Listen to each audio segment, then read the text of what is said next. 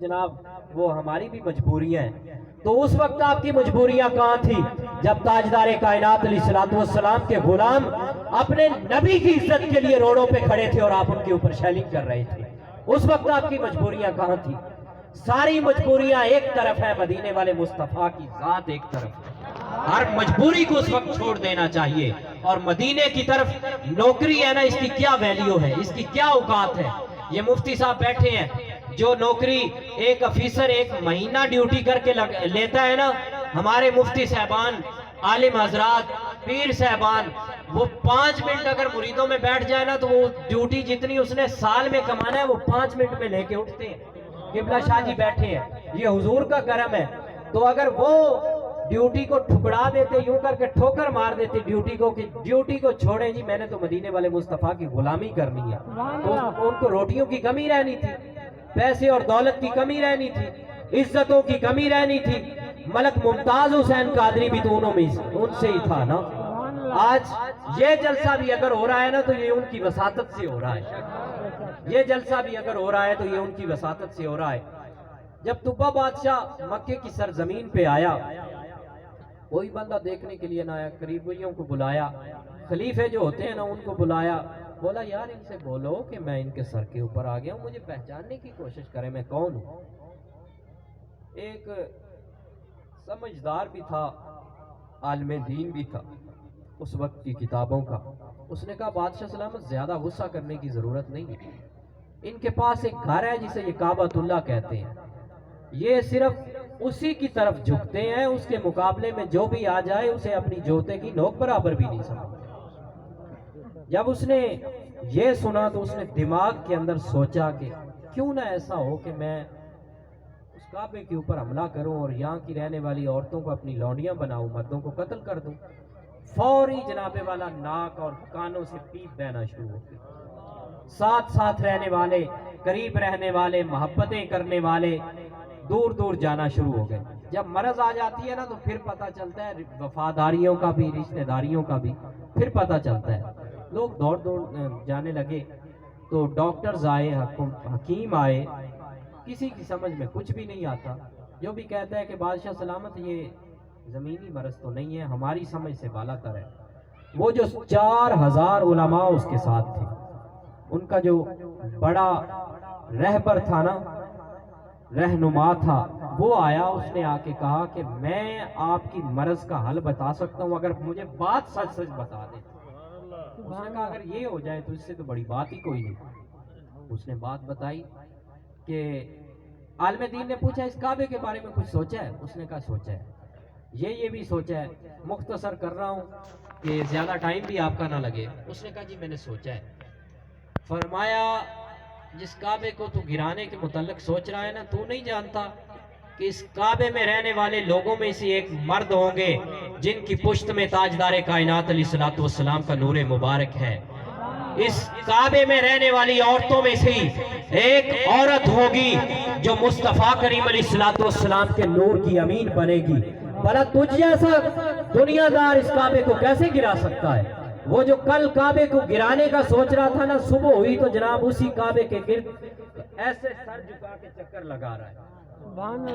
ये जुमला बहुत आप अगर सोचेंगे ना, जो उलमा है तो ये बड़ी बड़ी जगह के ऊपर जाता है कि रात को जो बंदे कुछ करने का मंसूबा बना रहे होते हैं ना, सुबह वो कह रहे होते हैं जनाब आपकी मेहरबानी है, आप ऐसे कर लें, आप ऐसे कर लें। ये हमारी ताकत नहीं है ना, हम कर सकते हैं, ये मदीने वाले मुस्तफा की ताकत है और उनके सदके से ये होता है।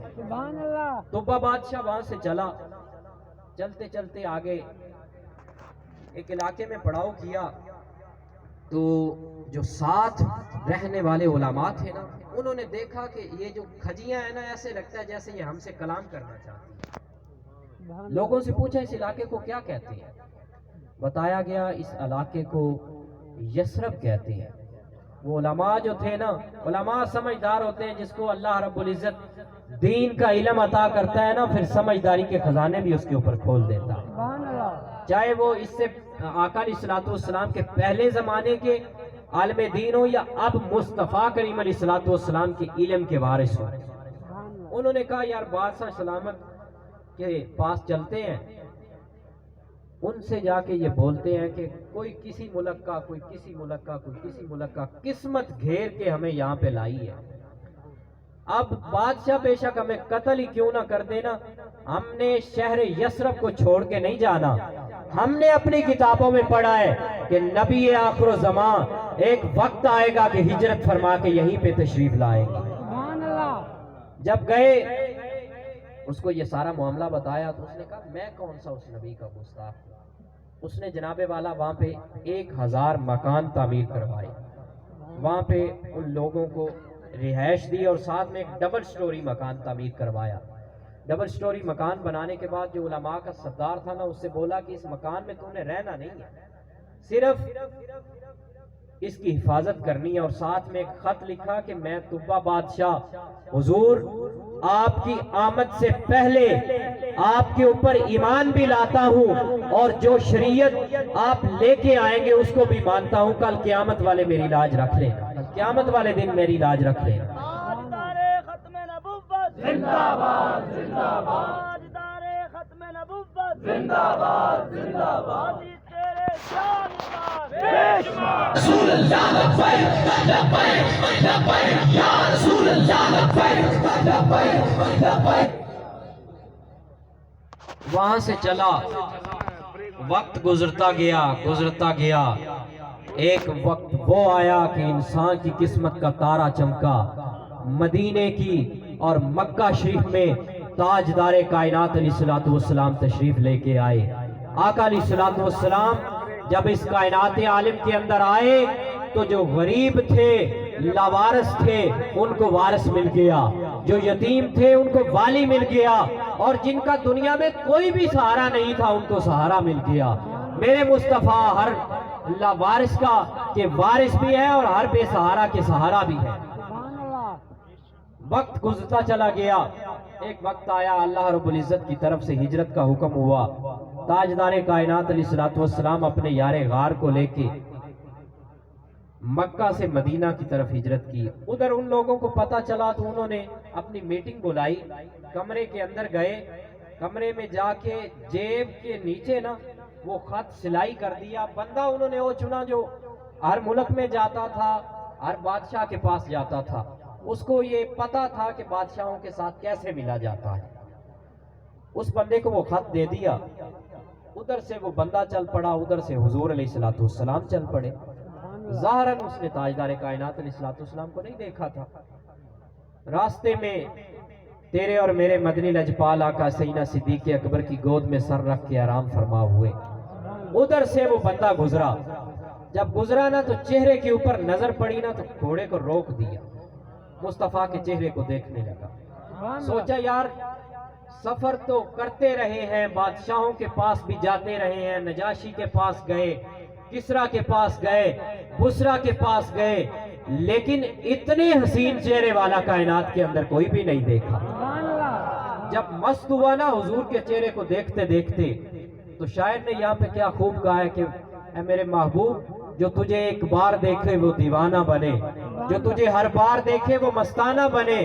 میرے محبوب تیری بھیگی ہوئی زلفوں کے تقدس کی قسم، جہاں تو بال نچوڑے وہیں میں خانہ بنے، جہیں تو بال نچوڑے وہیں میں خانہ بنے۔ جب وہ مست ہو گیا نا، ایسے آقا علیہ الصلوۃ والسلام کے چہرہ مبارک کو دیکھتے دیکھتے تو آقا علیہ الصلوۃ والسلام نے فرمایا تیرا نام ابو لیلہ ہے؟ مصطفیٰ نے نہیں دیکھا تھا، فرمایا تیرا نام ابو لیلہ ہے؟ سبحان اللہ۔ حضور میرا نام ابو لیلہ ہے۔ فرمایا وہ جو خط طبہ بادشاہ نے میں محمد کی طرف لکھا تھا وہ تیرے پاس ہے؟ سبحان اللہ۔ عرض کی حضور خط تو میرے پاس ہے، پر آپ جیسا حسین چہرہ خدا کی قسم میں نے کائنات کے اندر دیکھا ہی نہیں ہے، دیکھا ہی نہیں ہے۔ جب ابو لیلہ سے مخاطب ہوئے مصطفیٰ کریم علیہ الصلوۃ والسلام، اس سے آگے قافلہ چل پڑا۔ جب قافلہ چلا نا تو مدینہ شریف کے اندر جب قافلہ داخل ہوا تو بڑے بڑے امراء، وزراء، بڑے بڑے جناب کنگلیوں والے، توروں والے وہ حضور کی اونٹنی کی مہار کو پکڑتے ہیں، عرض کرتے ہیں حضور میرے گھر میں تشریف لائیں، حضور میرے گھر میں قدم رنجا فرمائیں، میرے گھر میں قدم رنجا فرمائیں۔ مصطفیٰ کریم علیہ السلام نے ارشاد فرمایا میری اونٹنی کی مہار کو چھوڑ دو، یہ مامور من اللہ ہے، اللہ نے اسے بتا دیا ہے کہ اس نے کہاں جا کے رکنا ہے۔ سبحان اللہ۔ آپ اندازہ کریں آج اس دور کے